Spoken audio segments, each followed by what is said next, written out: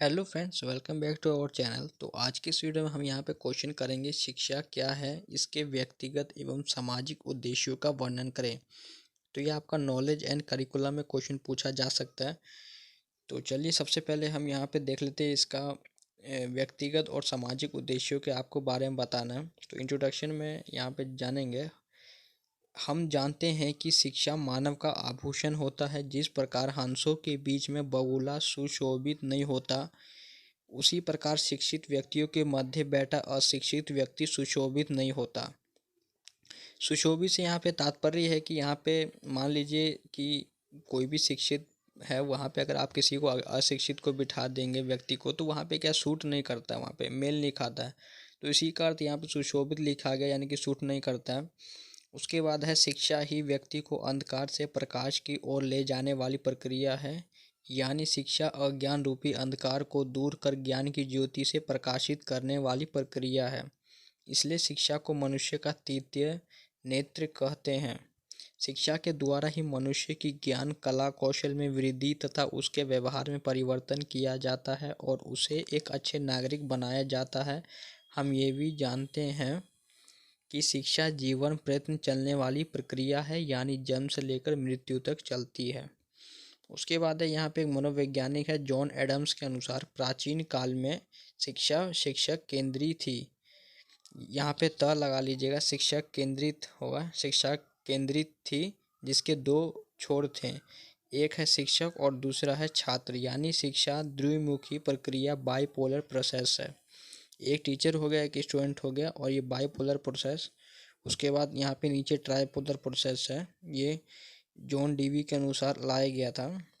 देख सकते लिखा बाद में जॉन डीवी ने शिक्षा को बाल केंद्रित बताते हुए इसके तीन छोर बताएं: शिक्षक, छात्र तथा पाठ्यक्रम, यानी कि करिकुलम। यानी शिक्षा त्रिमुखी प्रक्रिया है, पाठ्यक्रम, शिक्षक, छात्र और बीच में हो गया शिक्षण, एक त्रिमुखी प्रक्रिया। उसके बाद लिखा है शिक्षा का अर्थ। तो इसका अर्थ क्या है? इसका शाब्दिक अर्थ हो गया संकुचित और व्यापक। तीन प्रकार का अर्थ होता है इसका। सबसे पहले देखेंगे शाब्दिक अर्थ क्या है। शिक्षा शब्द संस्कृत के शिक्ष धातु से बना है, जिसका अर्थ होता है सीखना या सिखाना। यानी शिक्षा सीखने सिखाने की प्रक्रिया है। शिक्षा अंग्रेजी भाषा के एजुकेशन शब्द का हिंदी रूपांतरण है। इस एजुकेशन शब्द की उत्पत्ति निम्नलिखित शब्दों से मानी जाती है। तो ये आप देख सकते हैं, एजुकेटम शिक्षित करना, एजुकेयर विकसित करना, एजुकेयर हो गया आगे बढ़ाना या बाहर निकालना। फिर यहाँ पे हो गया ई प्लस जी को, कोई चीज़ को अंदर से विकास करना। उसके बाद लिखा हुआ है अर्थात शिक्षा का शाब्दिक अर्थ होता है मनुष्य की आंतरिक व्यक्तियों को बाहर की ओर आने को प्रेरित करना। उसके बाद है इसका नैरो मीनिंग, शिक्षा का संकुचित अर्थ। शिक्षा के संकुचित अर्थ का तात्पर्य विद्यालय शिक्षा से है, जिसमें बालक को एक निश्चित स्थान पर शिक्षा दी जाती है। इसमें शिक्षा का एक निश्चित योजना होता है, निश्चित पाठ्यक्रम होता है, निश्चित समय होता है तथा इसमें बालक को कुछ निश्चित विधियों के द्वारा ज्ञान प्रदान किया जाता है। उसके बाद इसका व्यापक मीनिंग देखेंगे, ब्रॉड मीनिंग। शिक्षा के व्यापक अर्थ का तात्पर्य ऐसे शिक्षा से है जिसमें बालक आजीवन शिक्षा ग्रहण करता है। शिक्षा के व्यापक अर्थ के अनुसार शिक्षा आजीवन चलने वाली प्रक्रिया है, जो बालक के जन्म से लेकर मृत्यु तक निरंतर चलती रहती है। उसके बाद इसमें और थोड़ा सा पॉइंट्स ऐड करेंगे संकुचित अर्थ में। संकुचित अर्थ में शिक्षा विद्यालय में दी जाने वाली शिक्षा है। यह बालक को एक निश्चित समय में एक नियोजन रूप में निश्चित शिक्षण विधियों और निश्चित पाठ्यक्रम के माध्यम से प्राप्त होती है। संकुचित शिक्षा के उद्देश्य, स्थान और शिक्षण विधियाँ सब निश्चित होती हैं। इसलिए संकुचित शिक्षा कुछ विशिष्ट उद्देश्यों व विशिष्ट प्रभावों तक ही सीमित रहती है। संकुचित अर्थ में शिक्षा का संबंध केवल जीवोपार्जन से होता है, अतः यह शिक्षा बालक के सर्वांगीण विकास में विशेष महत्व नहीं देती है। संकुचित शिक्षा को पुस्तकीय ज्ञान से प्राप्त विद्यालय शिक्षा भी कहा जा सकता है, जो विद्यार्थियों को शिक्षकों से प्राप्त होती है। उसके बाद इसमें इसकी विशेषताएं देखेंगे, तो मैं आपको यहाँ पे इसका पॉइंट्स बता देता हूँ। नंबर 1 हो गया, संकुचित अर्थ में संपूर्ण शिक्षा एक तंत्रीय यानी कि मोनोपोलिस्टिक होती है, जिसमें शिक्षा का केंद्र एक व्यक्ति विशेष होता है, जिसे अध्यापक कहते हैं। यह अपने ज्ञान को छात्रों के मस्तिष्क में बैठाने का प्रयास करता है। उसके बाद सेकंड पॉइंट है, संकुचित अर्थ में शिक्षा प्राप्त करने वाला विद्यार्थी कहलाता है जो किसी संस्था विशेष में नियम अनुसार पढ़ने के लिए जाता है। उसके बाद है, संकुचित अर्थ में शिक्षा पूर्व निश्चित शिक्षण विधियों के द्वारा प्राप्त होती है। शिक्षा के संकुचित अर्थ में बालक के सर्वांगीण विकास पर ध्यान न देकर एक पक्षीय और जोर दिया जाता है, जिससे यह शिक्षा बालक का मानसिक विकास मात्र के लिए ही उपयोगी होती है। उसके बाद फिफ्थ पॉइंट है, संकुचित अर्थ में शिक्षा एक पूर्व नियोजित निश्चित शिक्षण विधियों निश्चित पाठ्यक्रम के द्वारा प्रदान की जाती है। उसके बाद इसमें देखेंगे 6 नंबर पॉइंट, संकुचित अर्थ में शिक्षा को अध्यापन अथवा निर्देशन भी कहा जाता है। यह शिक्षा केवल पुस्तकीय ज्ञान व विद्यालय शिक्षा पर जोर देती है। उसके बाद 7 पॉइंट है, संकुचित अर्थ में अध्ययन व अध्यापन का मुख्य उद्देश्य परीक्षा उत्तीर्ण करना होता है, यानी कि परीक्षा को जस्ट पास करना होता है। उसके बाद 8 नंबर पॉइंट में है, संकुचित शिक्षा में बालक की रुचि क्षमता व व्यक्तिगत विभिन्नता पर विशेष ध्यान नहीं दिया जाता है, यानी कि इंडिविजुअल डिफरेंसेस पर। उसके बाद 9 नंबर पे है, प्राथमिक से लेकर उच्च शिक्षा के सभी केंद्र संकुचित शिक्षा के अंतर्गत आते हैं। उसके बाद इसमें कुछ व्यापक अर्थ में भी ऐड कर लीजिएगा। इसमें शिक्षा के व्यापक अर्थ में शिक्षा एक ऐसी प्रक्रिया है जिससे बालक अपने व्यक्तित्व का सर्वांगीण विकास करता है, अपने अनुभवों द्वारा जीवन की अनेक प्रकार की समस्याओं का समाधान करते हुए संसार की परिस्थितियों व वातावरण पर विजय प्राप्त करते हुए अपने कर्तव्यों का पालन करता है। उसके बाद है, व्यापक अर्थ में शिक्षा आजीवन चलने वाली प्रक्रिया है। एक व्यक्ति अपने संपूर्ण जीवन में जन्म से लेकर मृत्यु तक जो कुछ भी सीखता है वह सब कुछ व्यापक अर्थ में शिक्षा के अंतर्गत आता है। इस प्रकार व्यापक अर्थ में शिक्षा किसी निश्चित समय में, निश्चित पाठ्यक्रम में, निश्चित उद्देश्य में, निश्चित स्थान में, निश्चित शिक्षण विधियों में या व्यक्ति विशेष में किसी से भी बंधी नहीं हुई है, बल्कि यह एक व्यापक और मुक्त प्रक्रिया है। व्यापक शिक्षा में संकुचित शिक्षा भी सम्मिलित होती है। शिक्षा के व्यापक अर्थ में संसार का हर व्यक्ति शिक्षक भी है और शिक्षार्थी भी।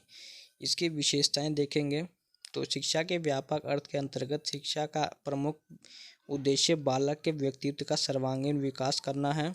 शिक्षा के व्यापक अर्थ के अंतर्गत एक मानव का संपूर्ण जीवन काल उसका शिक्षा काल होता है, इसलिए व्यापक शिक्षा का भी अंत नहीं होता है।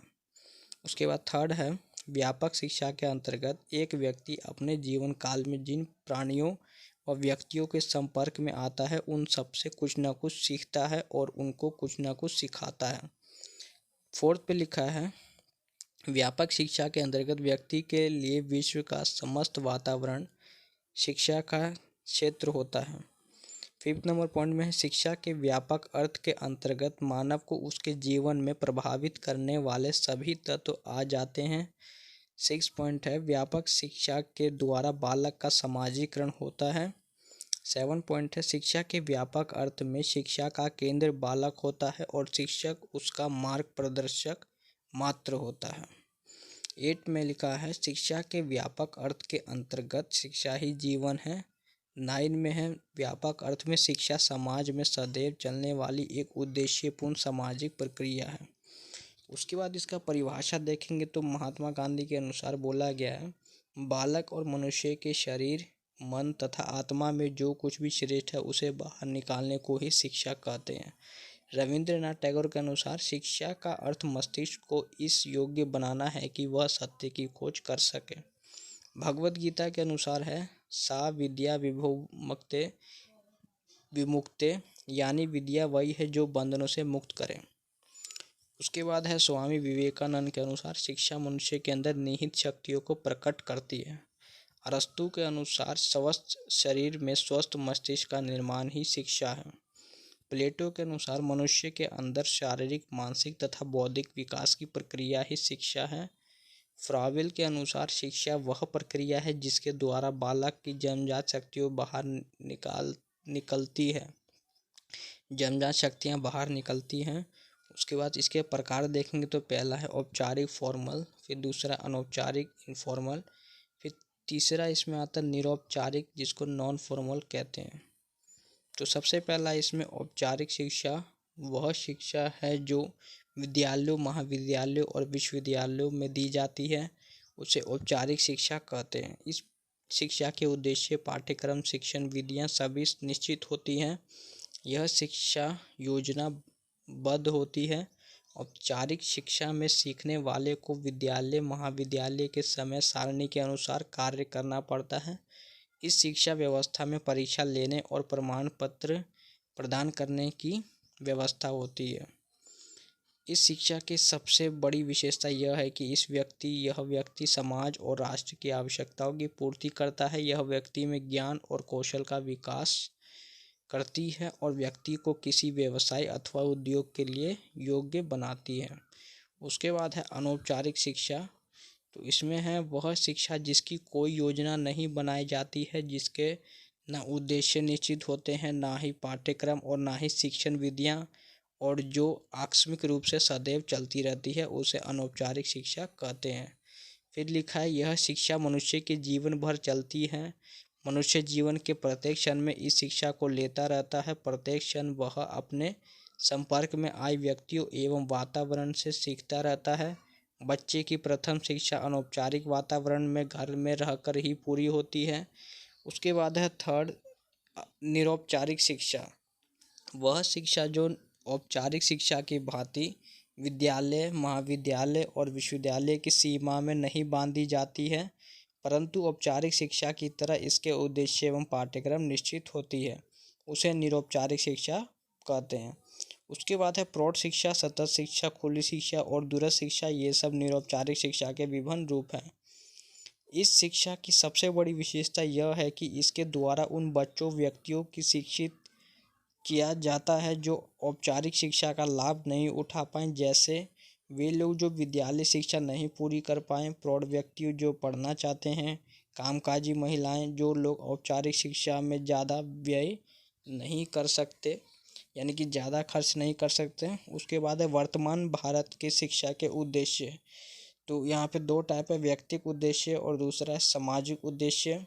व्यक्तिगत उद्देश्य में आपका हो गया शारीरिक विकास, मानसिक विकास, चारित्रिक विकास, सांस्कृतिक विकास, व्यावसायिक विकास। सामाजिक उद्देश्य में हो गया आपका राजनीतिक, लोकतांत्रिक भावना, नागरिकता की भावना जागृत करना, लोकतांत्रिक नागरिकता की भावना जागृत करना। उसके बाद है जनतांत्रिक भावना का विकास, फिर अंतर्राष्ट्रीय भावना का विकास। तो इसमें सबसे पहला पॉइंट है व्यक्तिगत विकास का उद्देश्य। तो पहला पॉइंट है शारीरिक विकास, बाकी आप इसको अच्छे से वीडियो को पॉज करके पढ़ लीजिएगा। उसके बाद है सेकंड पे मानसिक विकास। उसके बाद है यहाँ पे थर्ड नंबर पे चारित्रिक विकास। उसके बाद है फोर्थ पे सांस्कृतिक विकास। और उसके बाद यहाँ पे आप लोग देखिएगा 5 नंबर पॉइंट पे व्यावसायिक विकास। उसके बाद 6 पे है धार्मिक तथा आध्यात्मिक भावना का विकास। उसके बाद यहाँ पे देखिएगा आप लोग 7 नंबर पॉइंट पे लिखा है मानसिक स्वास्थ्य का विकास। उसके बाद यहाँ पे लिखा है 8 नंबर पॉइंट पे व्यक्तित्व का विकास। उसके बाद यहाँ पे 8 के बाद 10 लिखा गया नेतृत्व की भावना का विकास। उसके बाद यहाँ पे सामाजिक विकास के उद्देश्य। तो पहला है राजनीतिक उद्देश्य। उसके बाद है सेकंड पे लोकतांत्रिक नागरिकता की भावना जागृत करना। उसके बाद है समाजवाद की भावना का विकास। उसके बाद है राष्ट्र प्रेम तथा अंतर्राष्ट्रीय भावना का विकास। उसके बाद यहाँ पे निष्कर्ष लिखा हुआ है, तो आप लोग इसको पढ़ लीजिएगा। तो उम्मीद करता हूँ आप सभी को अच्छा लगा होगा ये वाला वीडियो। तो मैंने प्लेलिस्ट बना दिया गया, आप जाके देख सकते हैं। तो वीडियो को लाइक, चैनल को सब्सक्राइब करना। Thanks for watching this video.